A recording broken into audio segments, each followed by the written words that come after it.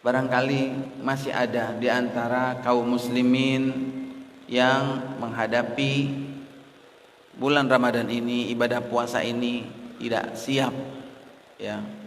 Terutama adalah para remaja, ya, anak-anak yang baru tumbuh dewasa atau orang-orang yang belum terbiasa melakukan ibadah puasa. Boleh jadi buat mereka itu tidak siap pada jamaah. Mereka masuk bulan Ramadan ini dalam keadaan sebagian mungkin galau. Waduh, bisa enggak ya saya puasa 1 bulan berturut-turut, 1 bulan penuh, enggak makan, enggak minum, bisa enggak ya? Sebagian ada yang khawatir, takut, ya. Sebagian lagi mungkin ada yang cuek-cuek aja, ya biasa aja lah. Puasa kalau lagi kuat puasa, kalau enggak kuat saya enggak puasa, ya. Ada yang cuma hari pertama puasa, hari kedua puasa, ketiga pekan pertama, pekan kedua udah mulai banyak yang bolong-bolong. Orang sudah tidak takut lagi, tidak malu lagi makan dia di siang hari bulan Ramadan di pinggir jalan, merokok, duduk di warteg-warteg, kelihatan cuma kakinya doang, ya. Dan dia tidak merasakan itu sebuah dosa, meninggalkan ibadah puasa tanpa alasan. Orangnya sehat, kuat, tidak sedang safar, lalu dia tidak puasa. Dan ketika sudah Ramadan, dia juga tidak peduli mau dibayar atau tidak itu puasanya, kodoknya, ya. Untuk Ramadan berikutnya saya puasa lagi, sama lagi terulang seperti itu. Maka para jamaah sekalian yang berbahagia, di awal-awal bulan Ramadan ini, ya, di awal-awal puasa ini kita membutuhkan spirit, semangat, ya, untuk memahami hakikat puasa. Sebenarnya ibadah puasa itu susah atau gampang, Pak?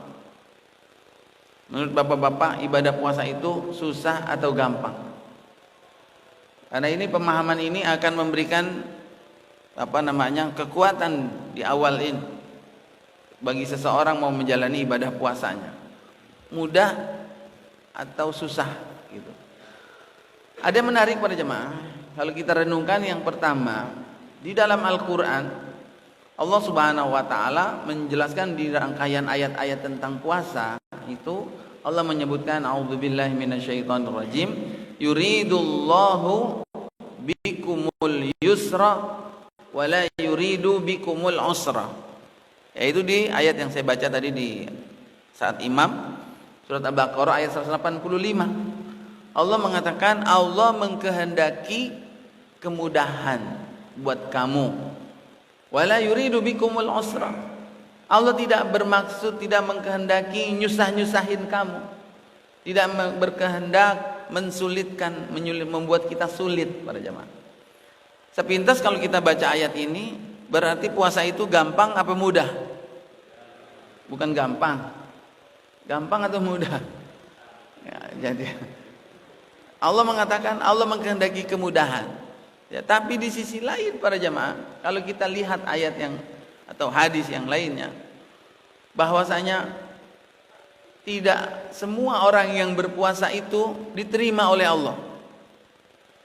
Kam min shaimin laisa lahu min siyamihi illa al-ju' wal atas. Berapa banyak orang yang berpuasa tahu dia tidak dapat apa-apa dari puasanya kecuali cuma lapar dan dahaga saja. Kalau sebuah ujian banyak yang gagal, itu pertanda susah apa gampang? Oh, dalam sebuah ujian tes banyak yang gagal, berarti pertanda ujian itu susah. Jadi sebenarnya puasa itu mudah atau gampang? Mudah atau susah? Boleh jadi para jamaah sekalian yang berbahagia, yang pertama bahwa puasa itu adalah tanda kutip ya, susah, berat. Tahu dari mana kita para jamaah puasa itu berat, susah? Yang pertama kita lihat dari urutan ibadah rukun Islam. Dalam rukun Islam itu kan dari yang termudah, tersusah, tambah susah lagi. Puncaknya yang paling susah adalah rukun Islam yang Yang kelima, yaitu menunaikan haji ke Baitullah jika mampu. Hanya ada kalimat jika mampunya. Mengucapkan 2 kalimat syahadat mudah atau gampang? Gampang ngucapin. Baru ngucapin masuk Islam. Ya, yang penting udah masuk Islam dulu, ntar diterimanya apa enggak itu urusan hatinya sama Allah Subhanahu wa taala. Habis itu mendirikan salat. Lebih susah karena ada gerakan, ada tenaga. Tambah susah lagi membayar zakat, mengeluarkan apa yang kita suka, kita cintai. Tambah susah lagi adalah mengorbankan apa yang sudah lekat dengan kehidupan kita. Makan, minum, itu kan sudah akrab dengan kehidupan kita. Kita tahan, kita tinggalkan. Itu lebih susah lagi. Nah, puncaknya adalah ibadah haji. Jadi kalau bicara susah. Susahan mana sama sholat? Susahan puasa. Gitu ya. Jadi para jamaah itu yang pertama alasannya. Yang kedua, tadi banyak yang gagal. Berapa banyak orang yang berpuasa tidak dapat apa-apa, ternyata itu ditolak, ya, artinya tidak mendapatkan apa-apa, cuma lapar dan haus saja. Pernahkah ada yang membuat survei para jamaah? Dari sekian banyak kaum muslimin di Indonesia, yang di Indonesia di daerah kita aja, orang yang berpuasa dengan yang tidak berpuasa kira-kira banyakan mana? Pernah ada yang membuat survei enggak? Coba ke pasar, dihitung dah orang yang puasa dengan yang tidak puasa, ya. Boleh jadi yang tidak puasa itu lebih banyak. Yang berpuasa mungkin yang sering datang ke masjid, sholat 5 waktu, dengerin pengajian, yang keluarganya dididik dengan agama, itu pada puasa. Kalau kita mainnya di masjid aja mungkin wah banyak yang puasa. Tapi kalau kita mainnya di tempat hiburan, wah itu banyakan yang nggak puasa para jamaah. Belum lagi yang dari yang puasa itu apakah diterima semua? Ternyata para jamaah ini yang menjadi alasan, mungkin boleh jadi puasa itu adalah susah. Ya, puasa itu adalah susah. Bahkan ayat 185 yang Allah katakan, Allah mengkehendaki kemudahan dan tidak mengkehendaki kesusahan, kesulitan buat kamu, itu sebenarnya adalah berita gembira. Itu adalah motivasi. Itu adalah meluruskan. Karena di persepsi kita ini adalah berat. Puasa itu susah, memang berat. Tapi Allah Subhanahu wa taala menjelaskan, meskipun Allah melarang kita makan, minum, hubungan suami istri di siang hari bulan Ramadan, tapi Allah tidak menghendaki kamu susah. Itu adalah penegasan. Jangan menganggap Allah pengen bikin kita susah nih, enggak. Justru Allah menghendaki kemudahan. Nah, tinggal kita bongkar ini kemudahannya di mana aja. Udah puasa belum? Saya belum. Boleh minum enggak?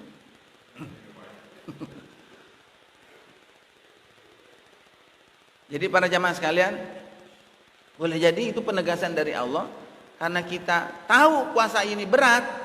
Allah ingin menegaskan, Allah tidak ingin memberatkan. Buktinya apa?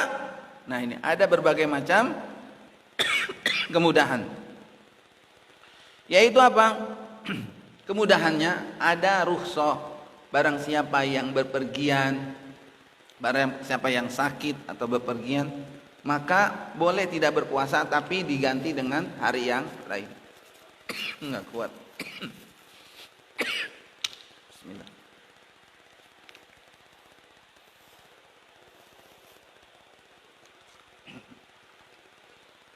Jadi para jamaah, ayat 185 itu menjelaskan tentang adanya keringanan. Siapa yang sakit, siapa yang sedang bermusafir, itu boleh tidak puasa.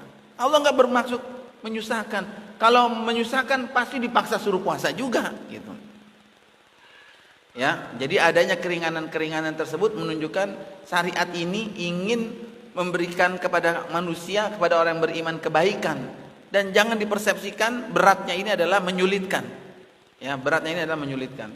Dan yang berikutnya para jamaah, kemudahan yang berikutnya kita lihat dari tata caranya. Tata cara puasanya umat Nabi Muhammad SAW ini sudah dimudahkan para jamaah. Dimudahkannya seperti apa? ternyata ia diwajibkannya ibadah puasa itu melalui 3 tahapan, Pak. Nggak langsung sekaligus, tapi ada tahapan. Yang pertama apa? Surat Al-Baqarah ayat 183. Allah mewajibkan kepada kita orang yang beriman berpuasa, tapi secara umum. Tidak disebutkan kalimat bulan Ramadannya, tapi yang disebutkan adalah ayyaman ma'dudat, beberapa hari saja. Maka kata para ulama, awal mulanya puasa itu adalah hanya beberapa hari saja sebelum diwajibkannya puasa Ramadan, ya. Yaitu puasa tanggal 9, tanggal 10 Muharram, dan puasa 3 hari pertengahan bulan. Itu sudah ada sebelum Ramadan diwajibkan. Ya. Dan tata caranya dimudahkan. Silakan puasa, kalau yang lagi enggak kuat, lagi berat, buka, enggak apa-apa, ganti di hari yang lain. Itu yang awal mulanya. Baru yang kedua turunlah surat Al-Baqarah ayat 185. Syahrul Ramadan alladzi unzila fihil Quran. Bulan Ramadan yang diturunkan padanya Al-Quran itu, barang siapa yang diantara kamu menyaksikan bulan Ramadan tersebut, falyasum, maka puasalah. Maka yang kedua ini dirubah. Yang diwajibkan adalah sekarang bulan Ramadan. Maka yang sebelumnya tanggal 9, tanggal 10 Muharram, puasa 3 hari pertengahan bulan, itu hukumnya jadi sunnah. Jadi puasanya hanya 1 bulan saja. Begitu para jemaah. Berjalan waktu, lalu kemudian ternyata terjadi peristiwa di mana ada seorang sahabat yang Qais bin Sirmah itu namanya. Dia puasa, ternyata masih mengikuti tata cara puasanya umat terdahulu. Mengikuti tata cara puasa umat terdahulu. Ahlul kitab itu puasanya para jamaah siang dan malam. Yang membedakan puasanya umat Nabi Muhammad SAW dengan umat yang lainnya, yaitu adalah mereka puasa siang dan malam. Mereka makan cuma maghrib sampai kira-kira isya, lebih dikit. Setelah itu lanjut lagi puasa dan nggak pakai makan sahur, Pak. Berapa jam berarti itu? 20 jam lebih. Sementara kita puasanya cuma siang saja dan ada makan sahur. Berarti mudah mana dengan syariat umat terdahulu? Mudah kita. Nah, ini awal mulanya ada seorang sahabat, ya. Dia pulang dari bertani dari kebunnya jam kira-kira menjelang maghrib, nungguin maghrib mau berbuka puasa. Tiba-tiba kecapean, keletihan, dan akhirnya tertidur, Pak. Ketidur saking capeknya, azan maghrib bablas, azan isya bablas. Begitu bangun, wah, udah terlambat nih waktu berbuka, udah nggak boleh makan minum lagi. Bagaimana ya? Tadi aja jam 5 saja udah gemeter, ya. Apalagi sampai berikutnya itu perjalanan masih panjang, nggak ada makan sahur, hingga akhirnya dia lanjut puasa dan besoknya dia pingsan, Pak. Kecapean, akhirnya dia pingsan. Nah, setelah kejadian itulah turun surat Al-Baqarah ayat ke-187 yang menghapus hukum puasa sebelumnya itu siang dan malam menjadi siang saja. Nah, itu tahapan yang ketiga. Tsumma atimmus shiyama ilal lail. Kemudian sempurnakanlah puasa itu di siang hari saja, batasnya sampai malam. Kalau sudah malam, datang malam, sudah berhenti. Berarti ini tata caranya sudah dimudahkan para jemaah oleh Allah Subhanahu wa taala. Ya, saking bagusnya, manfaatnya besar sampai syariat ini dipertahankan dan disempurnakan, tata caranya dimudahkan. Yang kedua para jemaah, tata cara dimudahkannya itu adalah kalau dulu orang-orang sebelum umat Nabi Muhammad SAW itu kadang-kadang suka menambah puasanya jadi 40 hari, jadi 50 hari, ya. Sedangkan kita cuma bulan Ramadan saja, lebih sedikit jumlahnya. Maka siapa yang mengetahui ini, dia tidak akan mengatakan puasa ini adalah sesuatu yang berat, meskipun pada hakikatnya dia berat. Ya, meskipun pada hakikatnya dia berat, tapi jangan dianggap berat. Karena melihat pahalanya yang besar, melihat manfaatnya yang besar, sehingga sesuatu yang besar harus dicapai dengan perjuangan, susah payah, itu adalah yang biasa. Ya, itu adalah hukum alam ya. Tidak ada sesuatu yang besar dicapai dengan gampang, dengan mudah, dengan sepele, dengan sederhana. Dia harus bersusah payah pada jamaah. Jadi ini para jamaah sekalian yang berbahagia, walaupun berat, tapi lihatlah, karena itu dari dalam ayat itu, ya ayyuhalladzina amanu, hai orang-orang yang beriman. Modal utamanya adalah orang yang beriman dulu, iman yang kuat para jemaah. Jadi kalau orang yang imannya tidak kuat, dia tidak akan sanggup puasa 1 bulan. Mungkin 1 hari, 2 hari, seminggu, 2 minggu, nggak akan sampai selesai. Hanya orang-orang yang imannya kuat. Nah, cuma ini para jemaah, apakah sudah pada siap belum imannya? Memastikan anak-anak kita, anak-anak milenial ini kalau memasuki bulan Ramadan sudah siap belum imannya? Kalau bapak-bapaknya mungkin ya beda generasi kita sama generasi mereka. Kalau persiapan sejadah, kain sarung, peci kita bisa beli online, kita bisa beli ke pasar. Persiapan buat makan sahur kita bisa beli di pasar. Tapi kalau persiapan iman di mana kita belinya? Nggak bisa kita ngasih ke anak kita, nggak bisa kita ngasih ke cucu kita, ke keluarga kita. Iman ini tidak diperjualbelikan, iman ini tidak diwariskan. Tapi iman ini adalah diberi anugerah dari Allah Subhanahu Wa Taala, dari hasil dari jerih payah usaha kita. Nah, para jamaah sekalian berbahagia, jadi sebenarnya puasa itu mudah atau susah?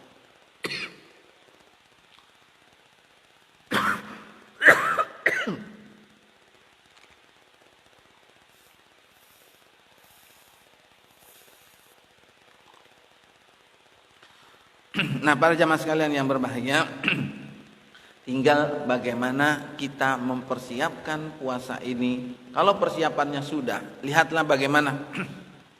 Sesuatu yang besar pasti mempersiapkannya lebih besar, Pak.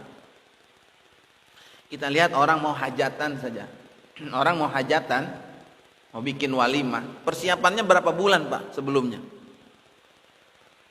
Nyari tukang tendanya, tukang riasnya, nyari tukang masaknya, nyari gedungnya, nyari segala macam. Nyari waktu, tanggal. Persiapannya itu boleh jadi berbulan-bulan. Padahal resepsi pernikahannya berapa lama? Cuma 1 hari pun enggak pun. Berapa jam saja. Tapi persiapannya luar biasa. Bagaimana dengan bulan Ramadan yang untuk hajatan kita 1 bulan penuh?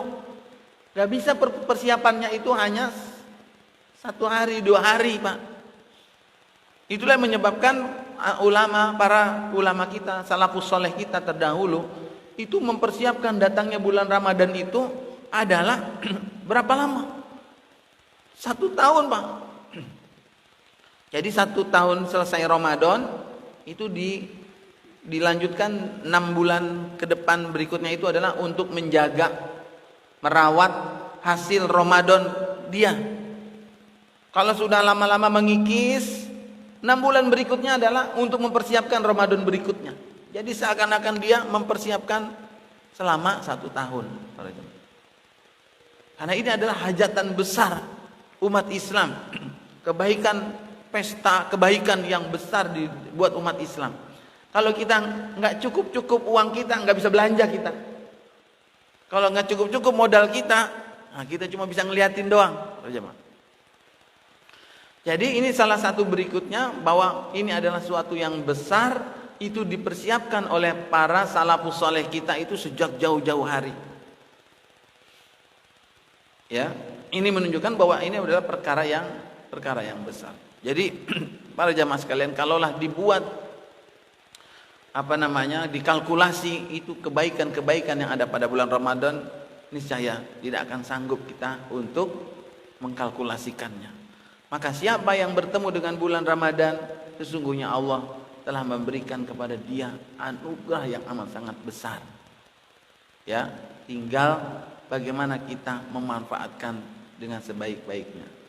Barangkali ini para jamaah sebagai penghantar di awal ya, di awal memasuki bulan Ramadan, kita harus meluruskan persepsi kita bahwa puasa itu ibadah yang besar, ibadah yang luar biasa, yang berat. Dia bukan cuma sekedar menahan makan, menahan minum, menahan hubungan suami istri, tapi dia punya goal, punya target. Goalnya apa? La'allakum tattaqun. Goalnya itu bukan cuma sekedar ngumpulin pahala.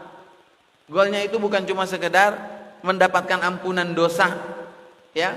Karena kalau ada sebagian orang menganggapnya sudah bulan Ramadan selesai, dosa saya sudah diampunin, yuk kita bikin dosa lagi.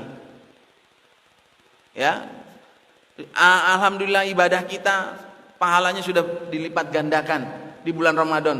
Lalu setelah bulan Ramadan semangatnya menurun. Kenapa? Udah banyak pahala kita.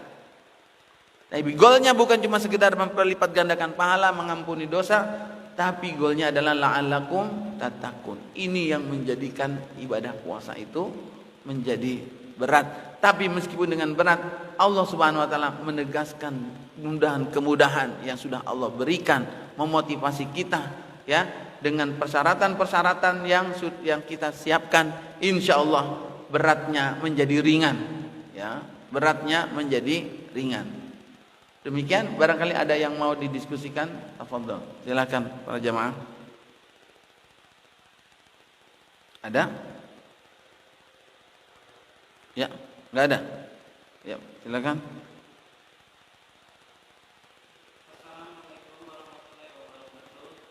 Waalaikumsalam warahmatullahi wabarakatuh.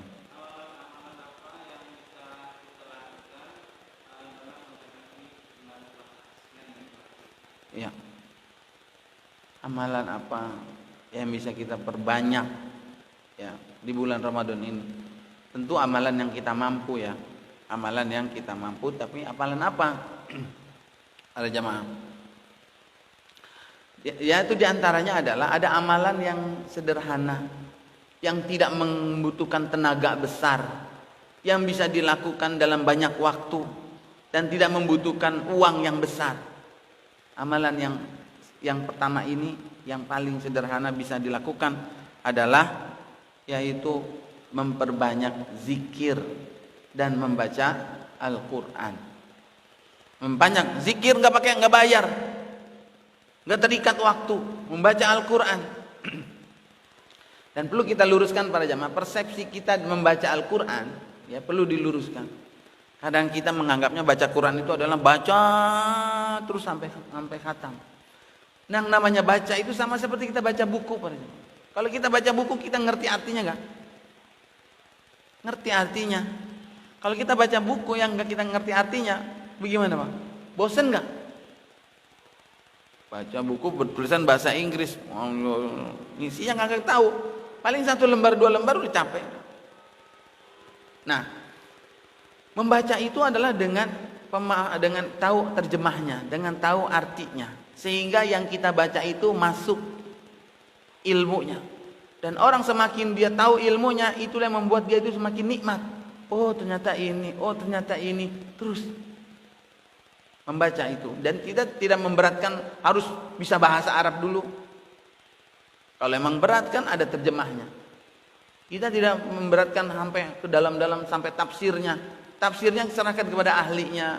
Kita dalam taklim. Tapi kalau baca sederhana itu paling enggak secara garis besar makna terjemahnya kita tahu. Itu ya, itu namanya membaca. Itu yang akan membuat kita bertahan para jemaah. Ini ada emang kita main lomba-lombaan cepat-cepat khatam tapi baca doang, meskipun dapat pahala, tapi setelah itu apa para jemaah? Hatinya doang bersih, tenang dengan bacaan Al-Quran, tapi dia mau ngapain? Isi Al-Qurannya mau bagaimana mengamalkannya? Maka makna membaca itu adalah yang tadi yang di dalam Al-Quran itu hudal linnas, itu sebagai fungsi sebagai mendapatkan petunjuk. Baca dapat petunjuk. Wabayinat dapat penjelasan, itu baca tafsirnya. Wal furqan itu dalam mengamalkan. Itu tahapannya para jemaah. Jadi baca itu yang paling gampang. Lanjut kalau sedekah para jemaah, apa iya 24 jam kita bisa sedekah? Terus paling 1 kali diam habis gitu. Tapi kalau zikir bisa kita sepanjang hari berzikir, baca Quran, memperbanyaknya bisa. Tapi kalau sedekah sekali selesai. Paling besok baru sedekah lagi, besoknya atau pagi dan sore. Nah, para jamaah, yang paling sederhana amalannya adalah berzikir, mendekatkan diri kepada Allah. Saat kita sedang sholat, ya niatkan kita ini ingin mendekat kepada Allah Subhanahu wa Ta'ala. Yang paling sederhana itu. Yang kalau yang paling bagus lagi adalah umrah di bulan Ramadan. Nah, umrah di bulan Ramadan pahalanya sama seperti pahala haji. Itu ya. Wallahu a'lam bishawab. Cukup? Demikian para jamaah sekalian yang berbahagia. Mudah-mudahan meskipun tinggal hitungan beberapa jam lagi, ya, Ramadan akan datang menghampiri kita. Kita punya hak yang sama. Tidak ada di antara kita yang bisa memastikan kita ketemu dengan bulan Ramadan sore nanti atau tidak. Yang bisa kita pastikan adalah kita tetap berusaha mempersiapkan agar perjumpaan dengan bulan Ramadan itu adalah perjumpaan yang begitu mengesankan. Perjumpaan kekasih yang sudah memendam kerinduan sekian lama dan akhirnya Allah pertemukan sehingga dia bisa meluapkan kerinduan itu dengan sebaik-baiknya. Mudah-mudahan insyaallah. Demikian para jemaah sekalian yang berbahagia. Subhanaka Allahumma wa bihamdika asyhadu an la ilaha illa anta astaghfiruka wa atubu ilaik. Wal afu minkum. Wassalamualaikum warahmatullahi wabarakatuh.